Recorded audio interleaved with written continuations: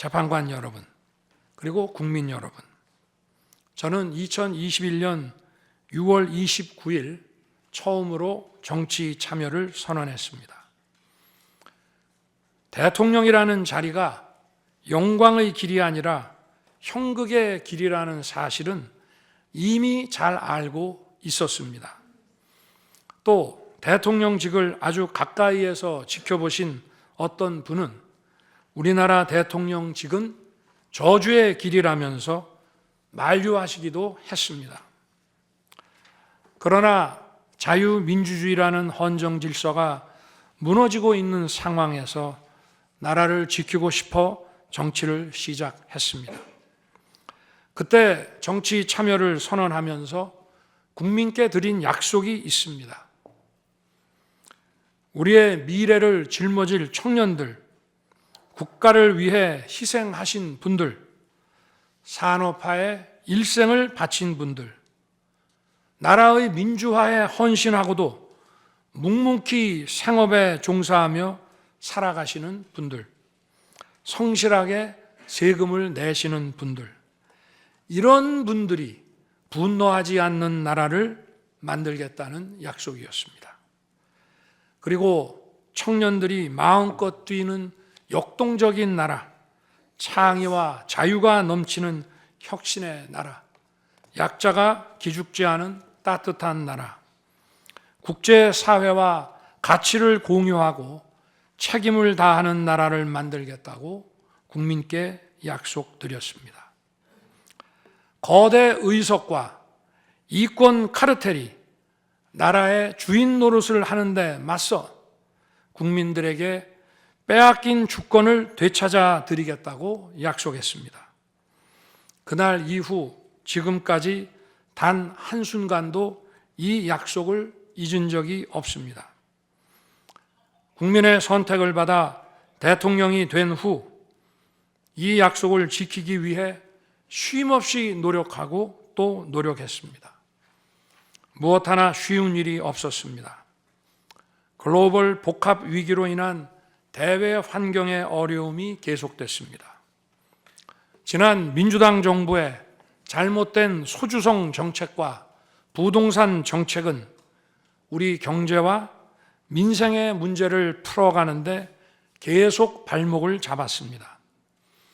하지만 어떤 문제라도 노력하면 풀어낼 수 있다고 믿었고 실제로 우리 기업, 우리 국민과 함께 뛰면서 하나하나 문제를 해결할 수 있었습니다.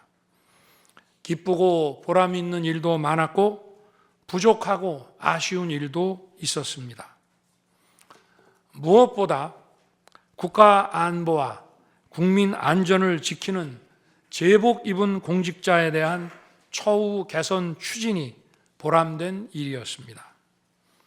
지난 민주당 정권은 반일 선동에만 열을 올렸지만 우리 정부에서는 1인당 GDP가 일본을 앞질렀고 우리 인구의 2배 반이 넘는 경제 강국 일본과 수출액 차이가 작년에는 불과 수십억 불 규모로 좁혀졌습니다.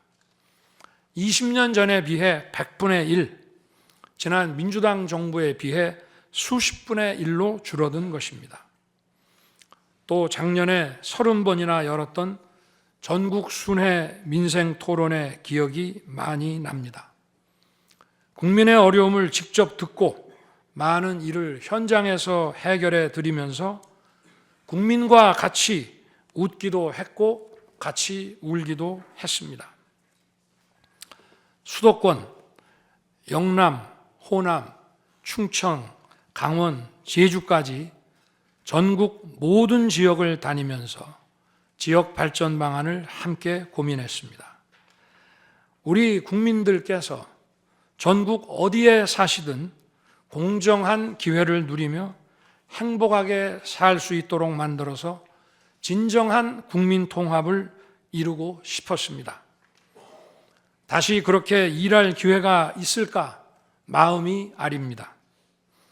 1박 4일의 살인적 일정으로 미국에 가서 한미일 캠프 데이비드 선언을 발표했을 때는 보람이 컸고 정말 마음이 든든했습니다.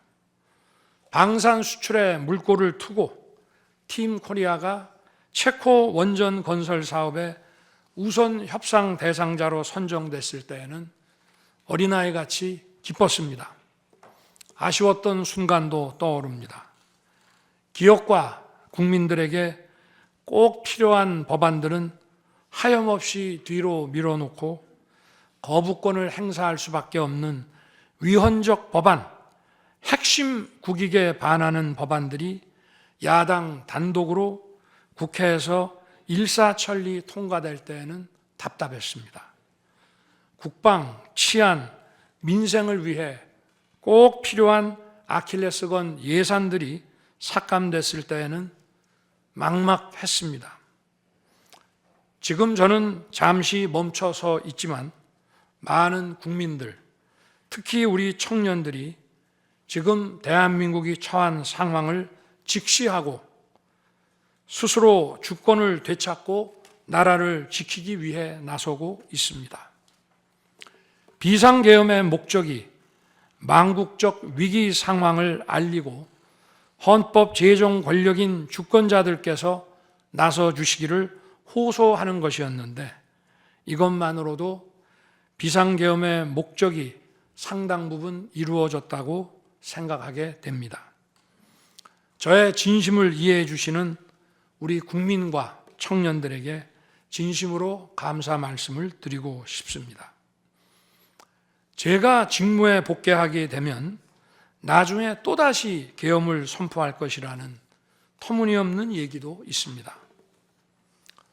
계엄의 형식을 빌린 대국민 호소로 이미 많은 국민과 청년들께서 나라의 상황을 직시하고 나라 지키기에 나서고 계신데 그런 일을 또 할 이유가 있겠습니까?